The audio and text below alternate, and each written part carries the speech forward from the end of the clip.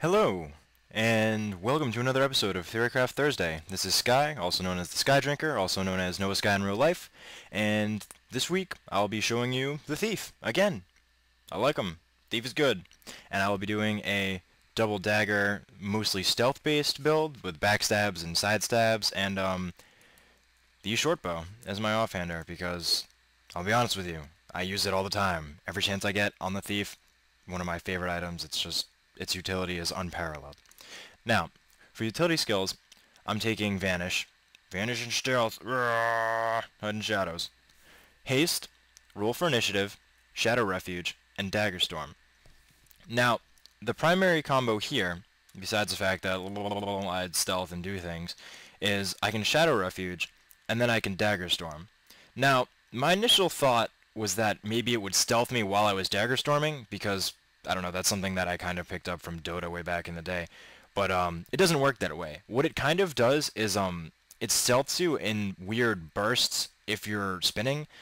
You'll see it in my video, but it's kind of strange. I don't know if it actually offers you any sort of advantage, but it's interesting either way. What I really use it for is the Dark Combo Field and the Whirl Combo Finisher for Dagger Storm. That gives me AoE lifesteal, and that's just sick. Especially since this build is so squishy. That's just very, very powerful in, you know, an AoE situation. And there's one point in the footage where I like kill 4 or 5 people and get an instant rampage right there.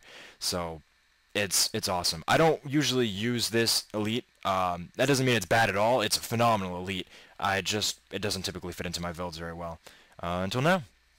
So for my items, I'm running all runes of infiltration, just because I like that burst. I like the below 50% skills and ability, skills and items, just because I really enjoy bursting someone down, you know, with that good old Heartseeker spam, because that's all skill, and then bursting them even harder after they hit that threshold. And of course, the cloaking at 10% health is really just like integral, because again, this build is extremely squishy.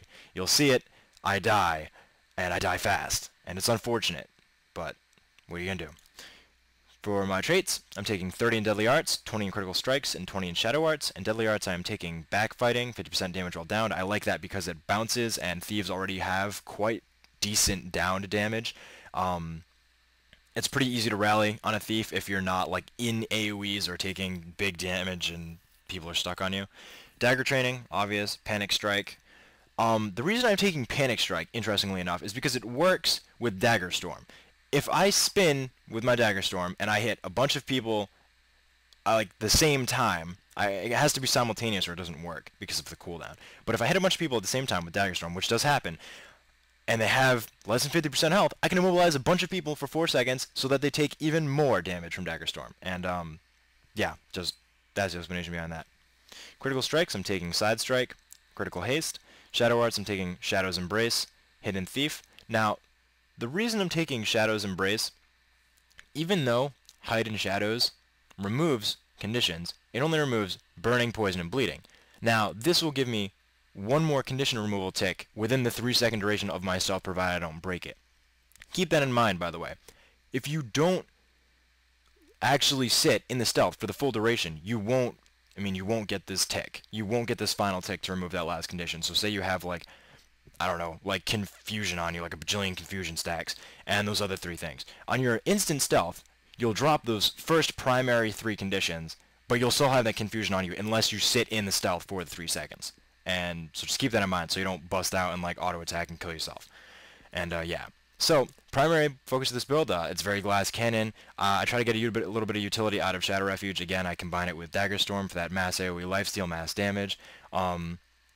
Haste is really good. I actually don't use it enough because I like my endurance, but it is extremely powerful if you use it in the appropriate situations. And alright, let's get to the footage.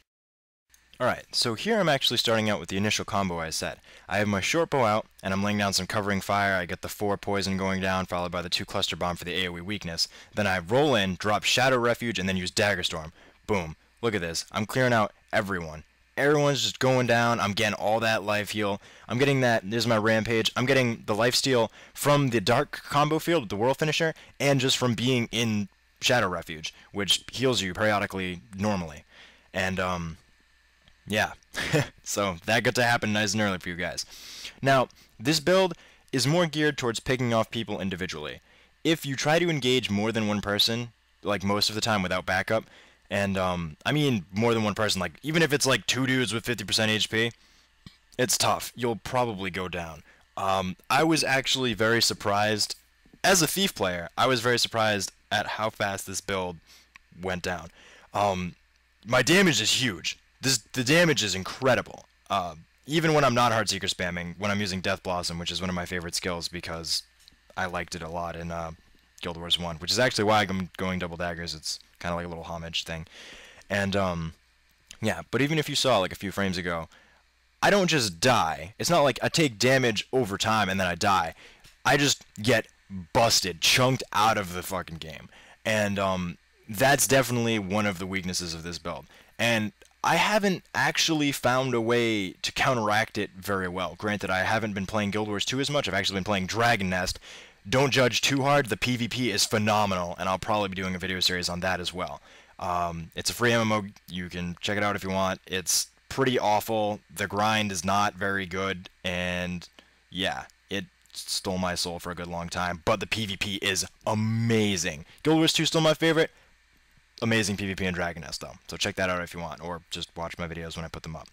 But anyways, so yeah, stealth. You notice I try to always cast my heal stealth before I enter in a fight. I know you're thinking, oh, whoa, Sky, you're blowing your heal awfully early there when you might not need it. It's true, but it's also my only one real guaranteed stealth. Sometimes I can steal stealth in, but they'll usually know that I'm there because they see me there, then they see me disappear, then they take damage from steal, and then I disappear. So they kind of know I'm there and can begin combating me. Whereas if I initiate with my heal, they don't really see me coming. So yeah, sorry this is a short one. I'm actually not feeling that great today, but I hope you guys will appreciate it anyways. I'm going to start giving my builds ratings. This one gets a low one. It's really fun to play, but it's frustrating because of how easy it is to be completely destroyed. And if you find a way to counteract that, let me know, because I would love to play this build in a more effective setting. But alright, so I hope you guys would like, subscribe, tell your friends, and peace.